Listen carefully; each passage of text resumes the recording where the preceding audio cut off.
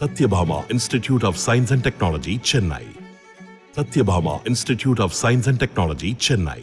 கரூர் மாவட்டத்தில் காலை முழுவதும் வெயிலின் தாக்கம் அதிகமாக இருந்து வந்த நிலையில் மாலையில் வானம் மேகமூட்டத்தோடு காணப்பட்டு திடீரென மழை பெய்ய தொடங்கியது. மாநகரம், வெங்கமேடு, வெண்ணமலை, தாந்தோணிமலை உள்ளிட்ட பல்வேறு பகுதிகளில் பெய்த மிதமான மழையால் வெப்பம் தணிந்து குளிர்ச்சியான சூழல் நிலவியதால் பொதுமக்கள் மகிழ்ச்சி அடைந்துள்ளனர்.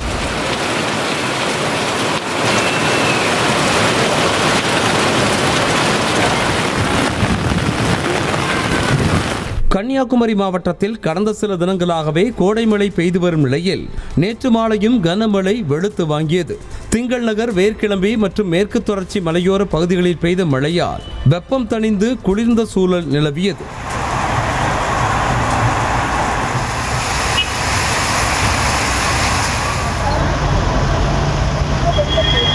மதுரை மாவட்டம் மேலூர் மற்றும் அதன் சுற்றுவட்டார பகுதிகளில் இடி மின்னலோடு சுமார் 1 மணி நேரத்திற்கு மேலாக கனமழை பெய்தது. கொட்டாம்பட்டி, கருங்காலக்குடி உள்ளிட்ட பல்வேறு பகுதிகளில் பெய்த மழையால் சாலைகளில் மழைநீர் வெள்ளம் போல பெருக்கெடுத்து ஓடியது.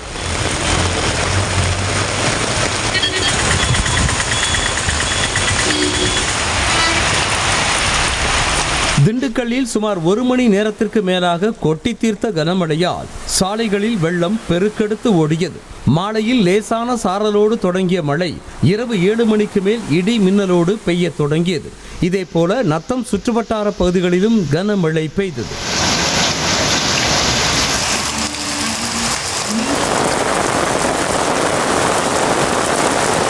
திருவாரூர் மாவட்டம் மன்னார்குடியில் சுமார் 1 மணி நேரத்திற்கு மேலாக பெய்த இடியுடன் கூடிய கனமழையால் சாலைகளில் வெள்ள நீர் பெருக்கெடுத்து ஓடியது. இந்த மழையால் நெல் மற்றும் பருத்தி சாகுபடி செய்திருக்கும் விவசாயிகள் மகிழ்ச்சி அடைந்துள்ளனர்.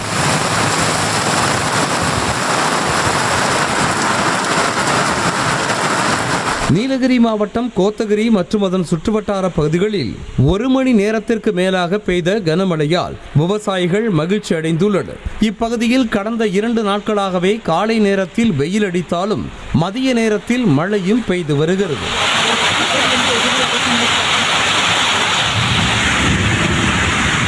நெல்லை மாநகர பகுதிகளில் இடி மின்னலோடு கோடை மழை கொட்டி தீர்த்தது. கடந்த சில தினங்களாக பெய்து வரும் மழையால் பாபநாசம் அணையின் நீர் இருப்பு உயரும் என்கிற நம்பிக்கையில் விவசாயிகளும் பொதுமக்களும் உள்ளனர்.